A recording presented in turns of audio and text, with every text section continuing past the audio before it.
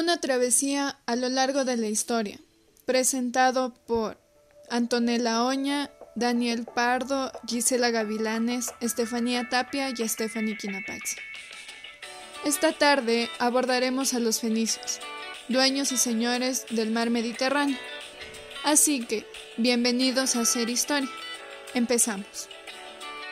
Cuando hablamos de las primeras civilizaciones, hacemos referencia a una población numerosa y con capacidad de producción de alimentos y cambios de la forma de entender el mundo. Desde esta perspectiva, la siguiente historia tiene lugar entre el año 5000 y el 146 a.C. La historia inicia con los cananeos, quienes fueron muy versátiles. Esta etnia semita, que habitaba mayormente en las tierras de Canaán, dio origen a multitud de pueblos diferentes, como los acadios, arameos, hebreos, árabes y los fenicios. Estos últimos no eran más que un grupo de estos cananeos afincados hace más de 7000 años en la franja costera de lo que ahora es el Líbano. Ellos se consideran a sí mismos Chanani, que significa cananeos, los cuales serían llamados por los griegos fíniques, y que en tiempos romanos ese nombre se derivaría en púnicos, para referirse a su colonia más famosa, Cartago. Hablando con más exactitud respecto a su territorio, podemos mencionar que Fenicia se situaba al oeste de Siria, comprendía una estrecha franja de territorio, aproximadamente de unos 40 a 50 kilómetros de ancho, por 200 de largo, cuyos límites fueron por el norte con Siria en el Golfo de Alejandría, por el sur con Palestina en el Monte Carmelo, por el este con las montañas del Líbano y por el oeste con el mar Mediterráneo, extendiéndose a través de lo que ahora es el norte de Israel. Continuamos haciendo historia, así que dividiremos la de este pueblo en 3 etapas. Comprende 3 periodos en total. El primero se denomina Sidón, el mismo que va desde el siglo XV hasta el siglo XII a.C. En este se destaca como centro de importancia naval y comercial a la ciudad de Sidón. Sus barcos navegaban la cuenca oriental del mar Mediterráneo, llenando sus bodegas con la mercancía procedente de Chipre, Rodas, Asia Menor, Grecia, islas del mar Egeo y costa del mar Negro. Este periodo llegó a su fin cuando los filisteos llegaron y destruyeron la ciudad de Sidón, en el siglo XII a.C. El segundo periodo, denominado periodo de Tiro, el mismo que duró desde el siglo XII hasta el siglo VII, consiste en que el pueblo Tiro, heredero del espíritu aventurero y comercial de los sidonios, extendió su hegemonía marítima hacia la cuenca occidental del Mediterráneo, incluyendo el sur de Italia, las islas Malta, Sicilia, Cerdeña, Córcega, la costa sur de España y el norte de África. Cruzando el estrecho de Gibraltar, llegó hasta las costas de Inglaterra por el norte, las Islas Canarias por el sur, las Islas Azores por el oeste. Por como vemos hasta ahora, este pueblo crecía cada vez más, gracias a su hegemonía marítima. Pero demos paso al tercer período. A la decadencia de Tiro. Cartago se convirtió en una de las ciudades más importantes y prósperas del Mediterráneo. Su origen lo encontramos en una pequeña colonia fenicia ubicada al norte de África. Su dominio comercial abarcó desde Sicilia hasta las costas españolas. Sus grandes rivales fueron los griegos y posteriormente los romanos, quienes destruyeron la ciudad de Cartago en el año 146 a.C. durante las guerras púnicas. Cabe destacar también que los fenicios fueron grandes comerciantes que jugaron un papel clave como intermediarios entre el mundo oriental y el mundo mediterráneo. Recorrieron enormes distancias, abriendo rutas de navegación, creando y propagando el alfabeto del que se derivaron la mayoría de alfabetos del mundo antiguo. Los fenicios eran listos y copiaban todo lo que veían en sus viajes. Así, aprendieron diferentes técnicas para hacer productos muy originales y nunca antes vistos.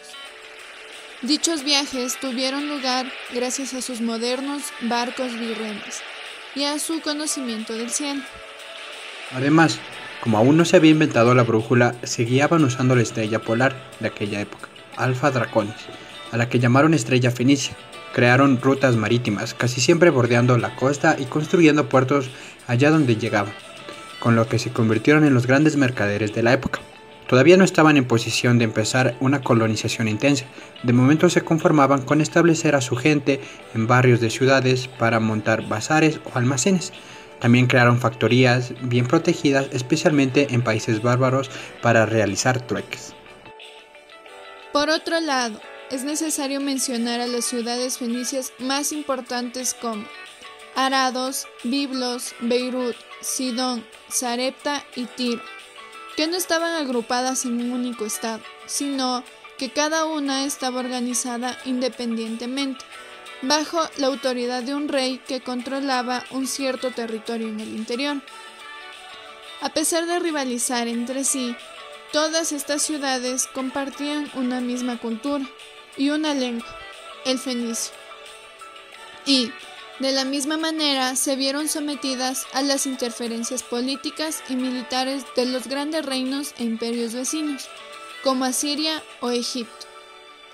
Pero, comprendiendo a profundidad su organización social y política, Fenicia fue una sociedad constituida a través de una talasocracia, es decir, una nación que basó su poderío en el dominio marítimo y, como ya se mencionó, no formaron un estado unificado, sino que estaban organizadas en ciudades-estado independientes.